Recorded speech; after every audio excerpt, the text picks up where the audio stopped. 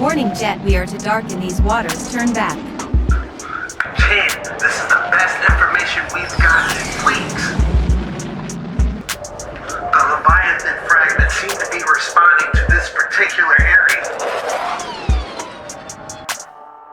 Command, this is Ace Leader Jet. Do you read? Over. Command, this is Ace Leader Jet. I am experiencing several different anomalies on my sector. Do you read? Copy Jet, high-level demons straight ahead. Convert all power to main engine. Activate evasive maneuvers. Target locked. Fox 1, fire! Command, find me the nearest warp gate. We are not prepared for this fight. Warp gate coordinates sent to your GPS hyperdrive is rendering.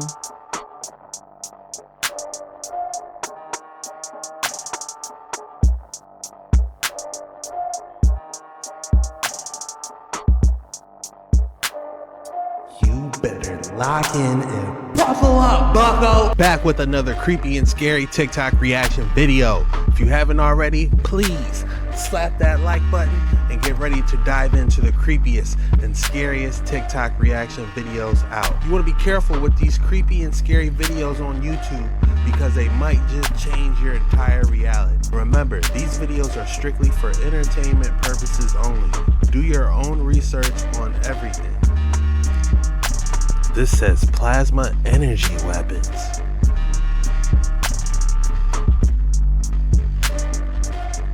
They got the thing Zeus had. I never seen that movie. I don't know where that's from.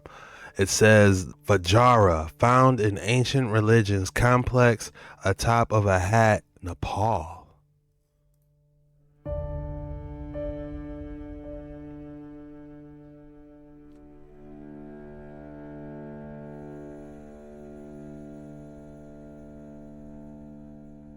It looks like the Sumerians used it, or the Anunnaki, whatever that is.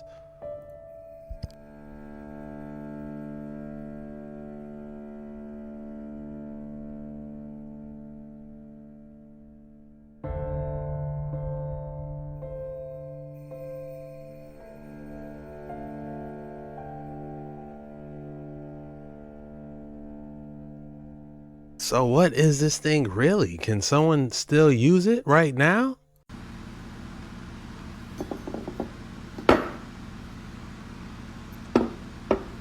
I've just recently learned what these are for. Vajra. Let me know how I should pronounce it, if I'm pronouncing it wrong. And do a little close-ups of these guys. I also have this beautiful bell.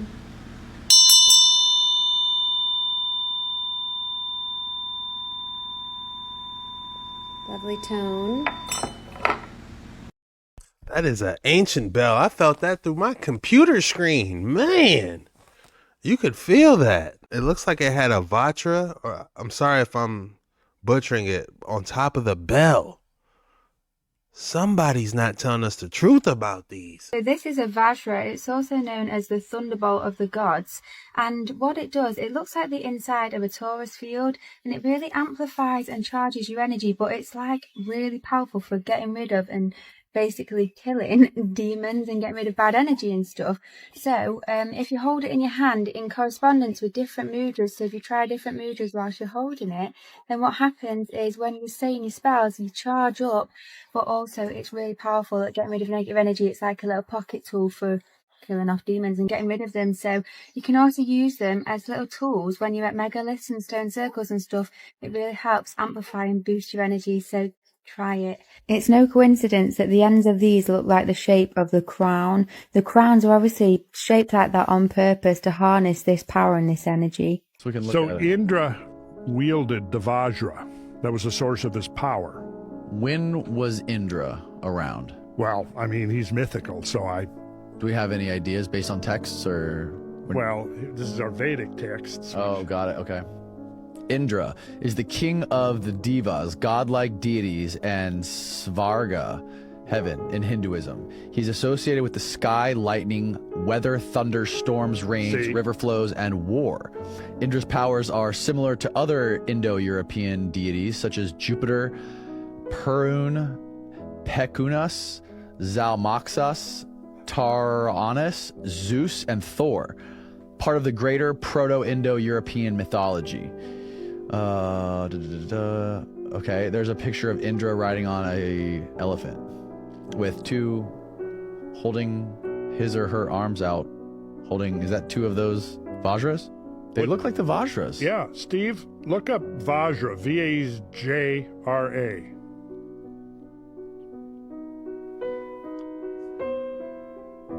Or you might say an ancient Hindu thunderstorm generator. The Vajra Thunderbolt is a legendary and ritualistic weapon, symbolizing the properties of a diamond and a thunderbolt. The Vajra is a type of club with a ribbed spherical head. The ribs may meet in a ball-shaped top, or they may be separate and end in sharp points with which to stab. The Vajra is a weapon of Indra, the Vedic king of the devas and heaven. It is symbolic. It is used symbolically by the dharmic traditions of Hinduism, Buddhism, Jainism, often to represent firmness of spirit and spiritual power.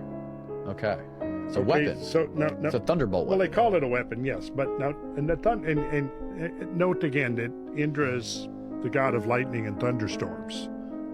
That might be a clue right there. The Vajra. Now look at the Vajra. It says here.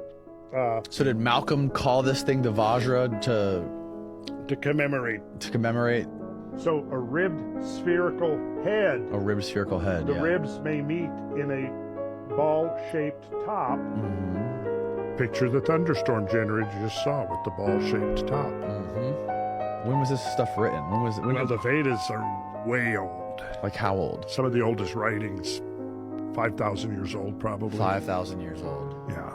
Symbol of nature, symbol for nature of reality, or sunyata, indicating the endless creativity, potency, and skillful activity. The Vajra and bell are used in many rites by the Lama or any Vajranaya practitioner of sadhana. The Vajra is a male polysemic symbol that represents many things for the Tantrika. The Vajra is representative. Okay. So this is an ancient tool. Mm-hmm. I like that better than a weapon, an ancient tool. Mm-hmm. But it was a source of power. Well, Vajra was Indra's weapon, or Indra's ancient tool. Now, does it just vibrate, or can we see some electric pop off it? That's my question. Did you see Elon Musk's bedside table picture that he put on Twitter? Yes, I did, but I don't remember. If you were to Google Elon Musk's bedside photo, lower left corner, that is the symbol that comes from ancient Hindu that is supposed to be the most powerful thing in the entire universe. I don't know if Elon Musk is trolling. I wonder, this is conspiracy, which I'm all into, is he essentially sending a shot off the bow to the people who he thinks are going after him, which is that I have knowledge of something. Why would he put that Vajra in the lower left corner, the symbol that means that other people can correlate with a limitless free energy technology that may have once existed? These strange things, very interesting, said to be incense bags, but if you look carefully, they look more like plasma guns, if you know what they are. In Toltec legend, there's this word, which I can't pronounce, but it translates as fire serpents. And these are said to be, this is what Graham Hancock mentioned in Fingerprint of the Gods as well, is that it was something, as a legend said, they could cut through people's bodies with it, and it was used for decapitation, which is nice. But also, they think it could have been powerful enough to use to cut and shape and carve stone. And this may have been the technique that the ancients were using in this part of the world. These strange things, very interesting, said to be incense bags, but if you look carefully, they look more like... That's definitely not an incense bag.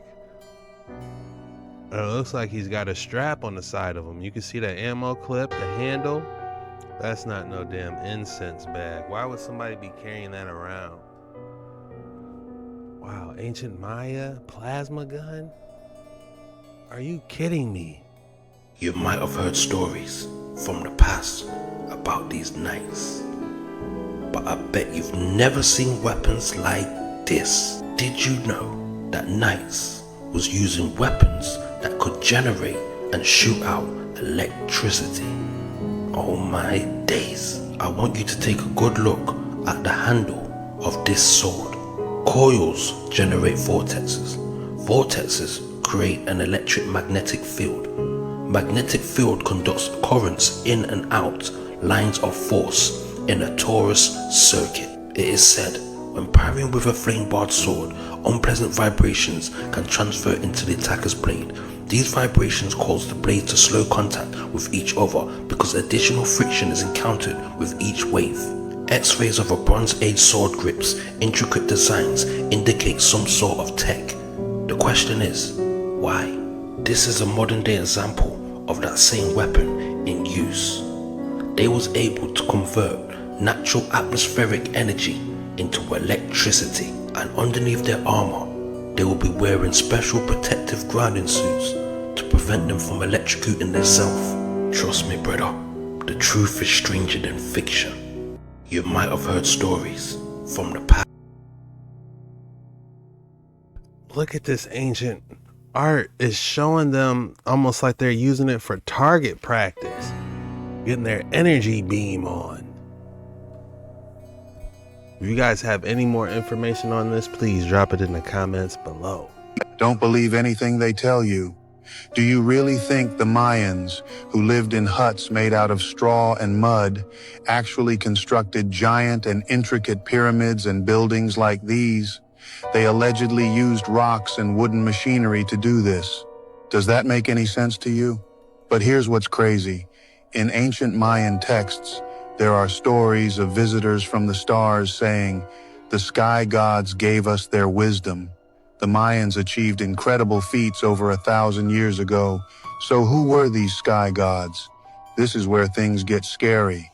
In newly translated Mayan tablets, it's said that the Mayans weren't alone in their advancements, but were guided by extraterrestrial beings known as the Sky People. The tablets specifically mentioned that the Sky People, who had advanced knowledge of astronomy, mathematics, and engineering, taught the Mayans how to build their impressive cities and pyramids. However, once the Sky People left, their teachings were hidden, and the true story of the Mayans' rise was concealed to protect this extraordinary knowledge. This explains why the Mayans had such advanced knowledge of the stars and why their architecture still amazes us today. Don't believe anything they tell you. Do you really think the Mayans... He said, don't believe anything they tell you. They had plasma guns. Okay, I hear you. Y'all, it's getting so freaking spooky in the sky. This is in Brazil. I'm gonna show you a whole bunch of stuff. But it's not just in the US, literally Brazil.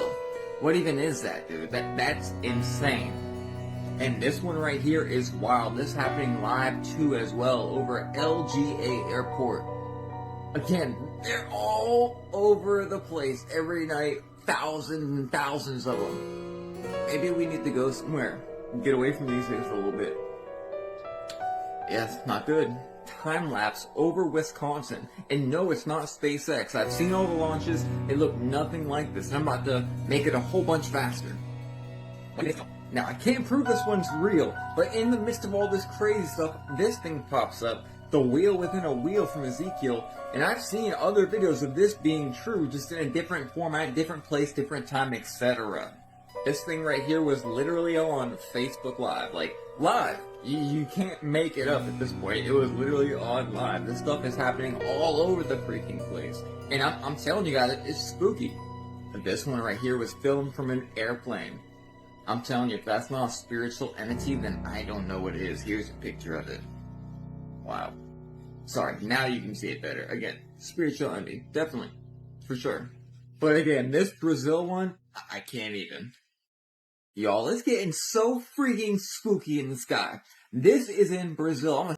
That was absolutely insane. That one in Brazil looked like some type of red and blue UFO police, UAP police in the sky. I don't know, some type of intergalactic police. I have no idea. Actual magic. That is an electron beam. It's a plasma like this, but it's being controlled by magnets. All plasma is just a gas that's really excited to be there with electricity. With magnets and frequencies, we can make fusion reactors. Or you can just get it to do cool things, like make these cool torus shapes. If you trap it in a magnetic field, the sound of the sparks can play whatever frequency you're using to modulate the signal, even music. You can trap it in a syringe, and it's used every single day in the combustion reaction inside your engine of your car. A beautiful example of plasma is the aurora, or the sun, which is mostly plasma. Most planets actually have a ring of plasma around their poles. And when the plasma gets grumpy enough, it comes down to Earth via fractal discharge. Fractal discharge is plasma's GPS navigation through the material world. We see this in everything from ourselves to fungus to the structure of the cosmos, and it's a code. It's a binary function. Its destination is Earth.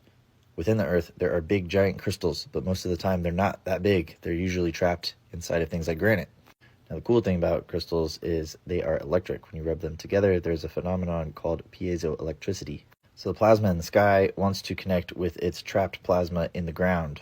We just need a bridge to connect the circuit. Now, luckily, if you know your geometry, you know the perfect shape to do that. By reducing the space and optimizing the code, we allow the current to flow. Most of the time, you don't even see it. Now, if we put them over water, we can direct the flow of those ions. This capacitive coupling can direct that wherever we want it to go, or whatever we want it to grow. Because if we have the electrical component, there has to be a magnetic component. And we could use that for many things, primarily plant growth, since that's heavily affected by magnetic fields. Or their tombs.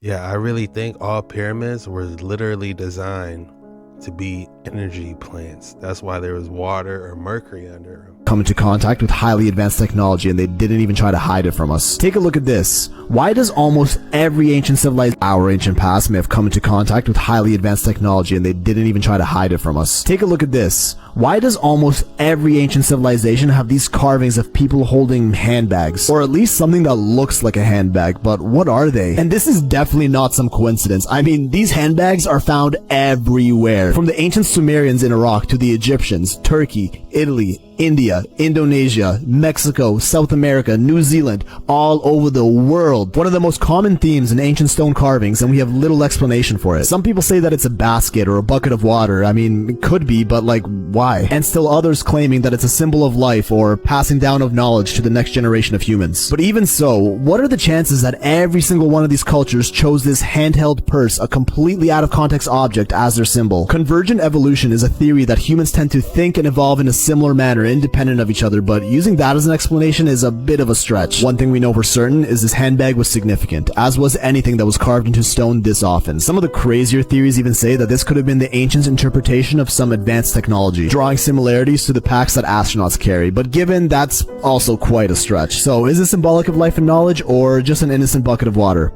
The answer could be hidden deep in these following records, starting in Egypt with this hieroglyph uncovered in the Temple of Osiris. Just have a look at these and tell me if you see anything, cause I don't know, maybe I'm the one that's People say that these are multiple layers of hieroglyphics that got fused together, and then other people say it's a spaceship. You know, I say that boy's a spaceship. I mean, come on, look at it. It's got the cockpit right there. It's got the fin. What are the odds? was tripping here. But does this not look like a helicopter? Maybe a tank or a boat? An airplane? What looks to be a spaceship, all carved into stone thousands of years old? Now, I already hear the Google debunkers crying this has been proven wrong, that these are just hieroglyphs that were written many times over, and these shapes are just a combination of many characters. Damn, didn't know they were there when these were carved, given how 100% certain they are of it. There's so many other questionable hieroglyphs in ancient Egypt, but I'm gonna have to save those for another video. Okay, if you try to sleep tonight, then you might want to scroll now, or at least save this video for later, because we about to see just how deep this rabbit hole goes. Let's take this all the way back to the caveman days with Paleolithic cave drawings and carvings, also known as petroglyphs. These ancient aboriginal cave paintings in Australia dating back to 15,500 BC, known as the Bradshaw paintings. Take a note of the big round heads here. China Lake Naval Air Weapons Center near Death Valley, California has petroglyphs dating 16,000 years. Again, tall beings with bubble-shaped heads and lines coming out. Oh, look at that. We see similar cave drawings in Ginkgo State Park near Vantage, Washington, all in. Why would they make these though? That's the question. Why would they try to make something with this big of a head? They had to be writing what they saw. Is this their firsthand is this them seeing firsthand fallen angels or what? I don't know. in the US of A. Tassili Najar is a plateau in Algeria, Africa, with these rock paintings dating to about 10,000 BC, again with these strange bobblehead creatures, almost like they're wearing helmets. Some of them even appear to be wearing gloves and full-on suits. Now, before you say, oh, that's just how they drew humans back then, well, cause right beside them we have these drawings of completely normal-looking beings, so what are these creatures? Other side of the world, in Toro Muerto, Peru, petroglyphs around 12,000 years old of beings with bubbles around their heads and lines coming out. Across the ocean to Asia, cave paintings in Chhattisgarh, India, dating about 8,000 BC, feature bubble heads with lines coming out. Over to Europe, the Val Camonica prehistoric rock art in Italy, over 5,000 years old, and you tell me what you see here. And this is all over the world. We're literally seeing this. So what are they? Y'all tell me. Definitely can't be a human. How do you spin this? Human-looking creature holding strange tools, wearing a bubble helmet with lines coming out of it. Yeah, because prehistoric humans around the world just all decided to draw the same thing, right? Then we start to come out of the Neolithic era to the oldest known civilization, the Sumerians, whose tablets include this stone carving. We have no clue what this is, but it really do look like some flying object with some force field coming out from underneath. And this other tablet looks pretty innocent until you notice this. Doesn't that kind of look like a sun shape that just so happens to have 9 balls around it? I heard that was a psyop, low key. They made this recently. That's what I heard, but I don't know. Exactly the amount of planets in our solar system. Guess they counted Pluto, so did they have advanced knowledge of our planets over 4,000 years ago? Back to the Egyptians, we see this dude in some serpent-looking craft. Could be part of their mythology, but then we see the exact same thing in the Maori of New Zealand and the Aztec and Olmecs of Central America. And now the Mayans. Oh man, what on earth is this carving? Some complex-looking contraption complete with hand controls and something up his nose? Not to mention they seem to be wearing helmets again, which sure could be decorative, but what on earth are these contraptions they're in? Is this their way of interpreting spaceships? These Mayan discs are like... I don't think they're interpreting spaceships. They might have had something that was flying. Cause look at this. What else could it be? I'm thinking about it. The only thing I can think about is like maybe a baby in the womb, but it's... And this is like the umbilical cord feeding them. That's the only thing, but these don't even got the umbilical cord. This is just raw technology. It looks like some type of cycle they were on, some type of one-wheeled device. America. And now the Mayans. Oh man, what on earth is this carving? Some complex-looking contraption complete with hand controls and something up his nose? Not to mention they seem to be wearing helmets again, which sure could be decorative, but what on earth are these contraptions they're in? Is this their way of interpreting spaceships? These Mayan discs, allegedly revealed by the Mexican government, are over 1,000 years old and hidden until 2012, and I mean, just look at what's going on here. Granted, there's a lot of controversy around these, and they do seem a little fishy, but physicist Nassim Haramein gave a full presentation about it, so I don't know, you be the judge. This 3,000-year-old spaceship carving found in modern-day Turkey, but of course debunkers will admit it's anything but that. A silver-suited figurine wearing a helmet and gloves found in a Ukrainian village dating back to 600 BC. Carvings of people wearing helmets and full-on suits and gloves at the Hoysala temple in India, dating back to about 900 years old, if not more. Are those spacesuits? Note that these are different from these spacesuit statues in Spain, which were actually just part of a restoration project in 1992, so don't be fooled. Even as recent as the Renaissance, tell me, what on earth are these little creatures flying in spacecraft doing in a Jesus painting from 1350? Look closely and you'll find similar flying saucers in... Was that a flying saucer or was it a comet? I don't know. There's so many questions, not enough answers. What was that doing on these paintings? Guys, if you know, please jump in the comments. Dozens of these works of art over hundreds of years old. I mean, seriously, this list is endless. The more I looked, the more I found, but it wasn't easy. So if you're interested in trippy shit like this that you won't find on Google, join the waitlist for my upcoming private chat. And the angels you see in religious Renaissance paintings have been around a lot longer than you think. Predating even the Bible, depictions of winged beings were very popular among Egyptian hieroglyphs. And we see the same pattern in the carvings of the Sumerians, which are even older. Some of them even going a step further and showing these beings with the head of a bird. Now, why the obsession with birds? Let me finish you off with this thought. If some primitive civilization were to come into contact with something they can't explain with their current understanding of the world, don't you think they would describe that thing in terms they can understand? So if they were to witness some sort of being coming down from the sky, the only thing they know that are airborne are birds. So naturally they would associate that being with a bird. A far-fetched yet plausible explanation of the popularity behind bird-like gods among these ancient cultures, which leads us to their creation myths. And yo, listen, pretty much every single one of the world's ancient civilizations have the same story of how we came to be. Okay, I know this was a lot, but I just couldn't believe what I found out about these stories, so I have to save this for another video. Hey, I gotta tell you, I may not be around for very long, Jimmy boy. Okay, plasma is intelligent. It is the reason for most of the UFO, UAP, alien sightings. Watch my first video on this. I'm gonna blow your mind. Let's go deep dive into plasma intelligence. Very, very quick if you're new here, plasma is the fourth state of matter. It is known in science as an ionized gas. It has flooded the news stations recently when they found plasma bubbles over Egypt. This guy, Robert Temple, wrote a book on how plasma is intelligent. It is called dusty complex plasma. They found these things called the Kordylewski clouds over Earth. They are intelligent clouds of plasma. Look it up. Plasma is the great transmuter. It is even referred to as a female god. Okay, how does it relate to UFOs and aliens and abductions, let me tell you. Okay, so we're gonna start back unidentified anomalous phenomena, extraterrestrial life, plasmoids, shapeshifters, replicants, thunderstorms, lightning, hallucinations, aircraft disasters, ocean sightings, a spiritual, metaphysical philosopher's wet dream. So one very interesting thing, he talks about transient plasmas and they're referred as elves and sprites. This is no coincidence. Elves and sprites, also known as, coming from the word spirit, they were supernatural beings depicted as fairy-like or ethereal creatures. They lived near water or by the water. When people talk about water, we think of, it's a good thing to think of plasma, the cosmic ocean, the matrix, the field. It's how consciousness experiences itself. It causes reflection. It is used with electricity. Most interestingly, they called it the other world in Celtic mythology, where they would reside in watery rivers.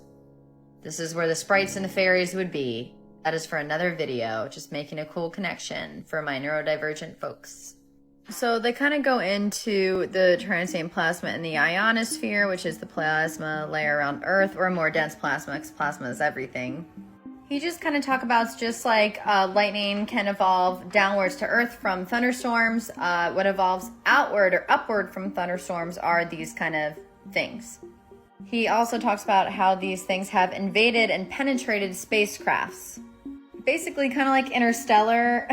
In Interstellar, basically these fifth dimensional beings, which happen to be them in the future, the hand, well, we never really know, but the hand kind of comes through and touches Anne Hathaway. This might be my first time talking about it, but plasma is love. It is fifth dimensional. There are artifacts of love in this three-dimensional plane, but just like we can't see plasma, we can't see love. It quantum tunnels. It comes from the fifth dimension, fourth dimensionally, quantum tunnels here to the third dimension. And that is how it goes through spaceships, and that's what I'm sticking with. Okay, this part's interesting. It kind of explains why people think they get abducted, which they like kind of do. Basically, he talks about what is referred to as ball lightning, which is plasmoids in the lower atmosphere. So just to give you a visual, this is ball lightning, and yes, it has been known to occur during thunderstorms. So I do think they're onto something with the whole thunderstorm thing in plasma that's not just like out of left field. It was known to happen in 1638 in a thunderstorm. It came into like some church and people died. That's not funny. I don't know why I laughed. But ball lightning, it is known to communicate with people and is known to kill people. Think of it as like an animal. It doesn't know it's hurting them, you know? I'll sum this up for you. Basically, not only does he talk about like ball lightning and plasmoid shape-shifting, but he kind of says they might be the cause for some hallucinations. Like people think they get abducted because, here, I'll just show you so you can read along. So basically this is kind of the different looks that it's had, like ball lightning, a ring, a cloud, a blob, a jellyfish, a flame, a ball of fire, shapeshifters may appear, cylinders, discs, triangle. Basically these are most of the UFOs you'll see. And he also does say that some UFOs are UFOs from other worlds and planets. It's not just plasma, okay? But most of them are plasmas. Very interesting. Some observers detect an odor resembling ozone, sulfur, and nitrogen dioxide in the vicinity of these plasmas. They believe that the plasma might be cold because they don't feel heat when it gets close, but there are also reports of it melting soil, evaporating volumes of water, and people suffering burns and shock, so maybe it's both. I think it can control the temperature, or the temperature in plasmas can be obviously either hot, very hot, or cold. He then says when it's gotten close to people, they became confused and disoriented and experienced hallucinations, suffered from nightmares. Basically, when you get too close to the light, like they say in mythology, you could go crazy. If we don't have the right filters and healing in place of our consciousness, and we just like are downloading all this plasma knowledge all the time, we'll go nuts. Oh, we will. There is a thing, it's called spiritual psychosis. You can also be very grounded in reality and be spiritual, which is why I like to call it metaphysical. It's a mix of spirituality and science. It's very grounded in humanity, in my opinion, but we could still talk about interdimensionals, still talk about all the weird shit, just from a grounded perspective. And yes, logical, most scientists will still laugh at us, and I don't really care, because they all secretly believe this shit. Most of them. Then it gives an account, which you could read on your own time, about it happening in ye olden days and also in the 1994. Ye olden days. But there's accounts happening all the way back to the 1600s, like I said. He talks here more about the time distortion, sleep disturbances, and the scary plasma ball. Also that, and I have such a fear of flying, that plasmas might have caused some unexplained airline disasters. That makes a lot of sense to me. Have you ever seen Manifest? They definitely flew into some type of plasma wormhole. Interestingly enough, he talks about here the airline got struck by light of unknown origin. There's muggy weather.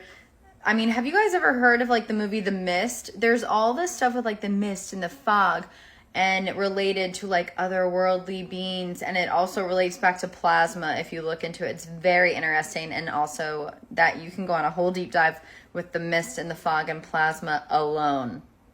The shimmering, I think it's in Annihilation. That too.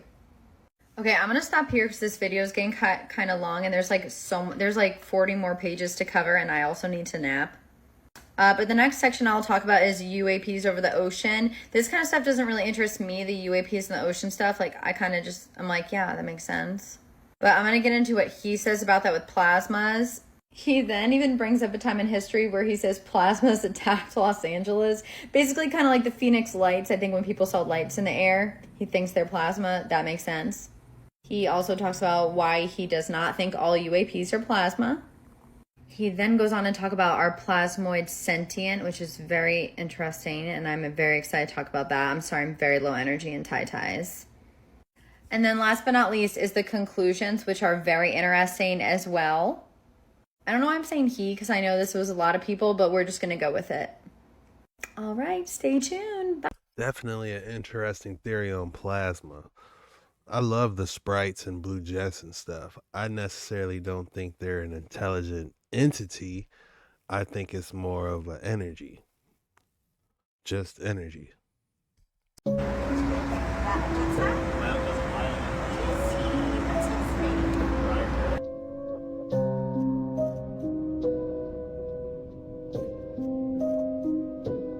Is that a plasma bubble?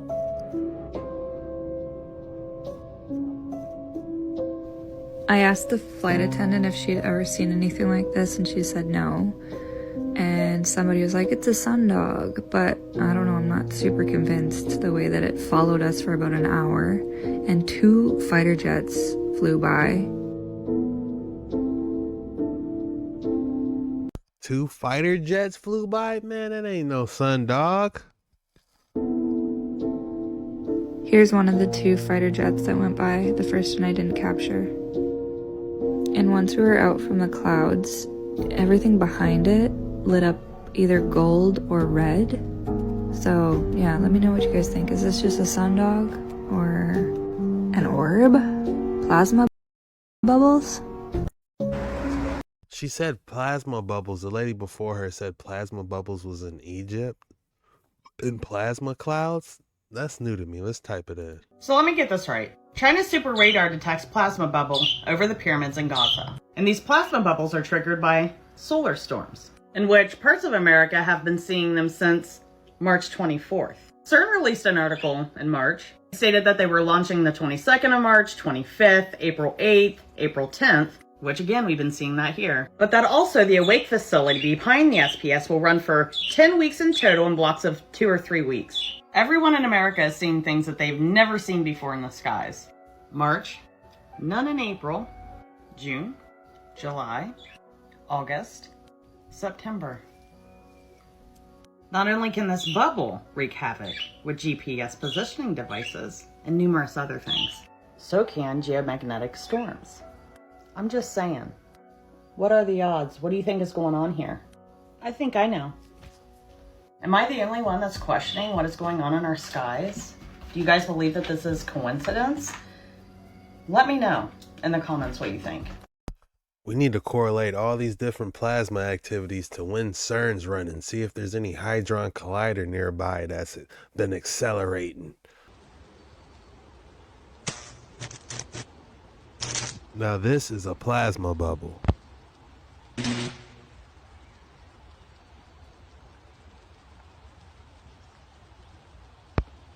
Whoa.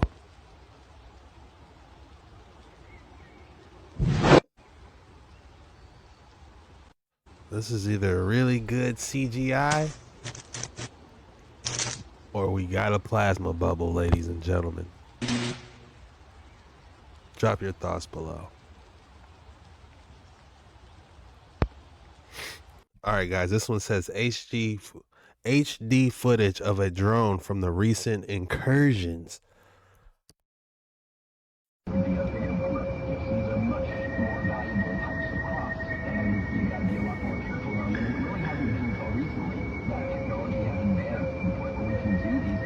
That definitely doesn't look like a drone.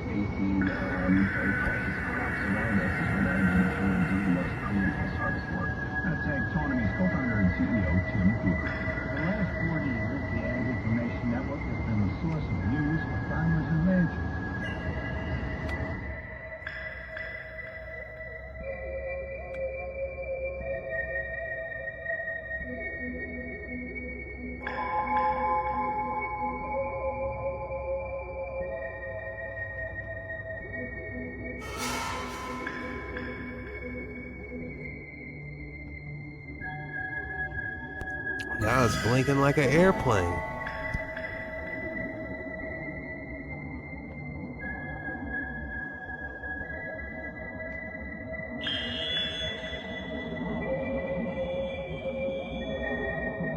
All right, it says day 26, spreading awareness about these plasma entities.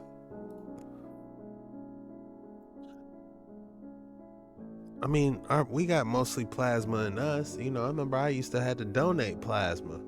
You know, did it go straight to reptilians? I don't know, but I know I donated it. So maybe we are plasma beings after all.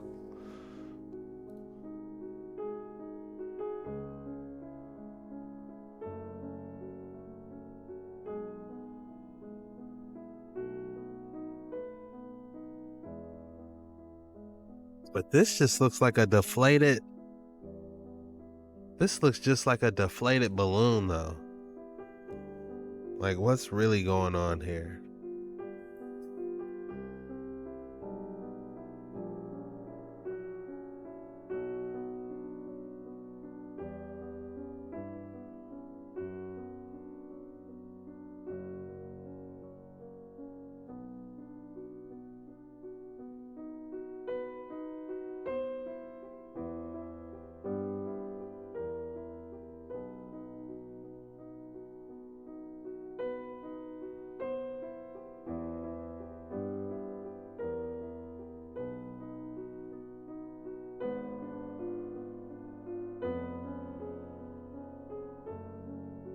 Why do 90...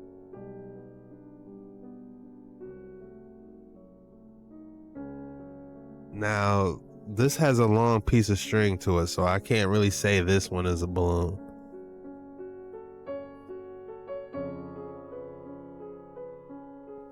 I was saying that this one has a giant long string on it, so I'm not sure if this is a balloon. They might be getting somewhere with this one.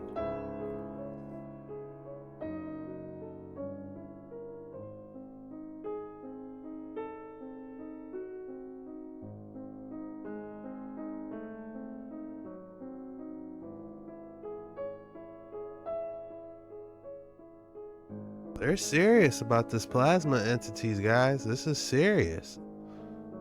Like, they're not, this isn't a joke to them. They really believe that, you know, this is a plasma entity.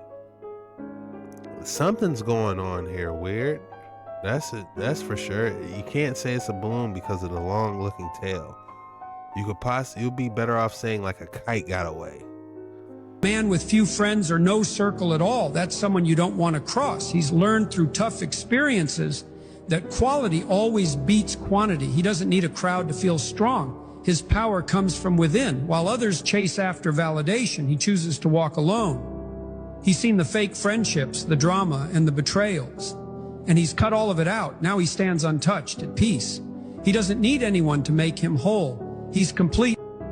Yeah, that sounds like me.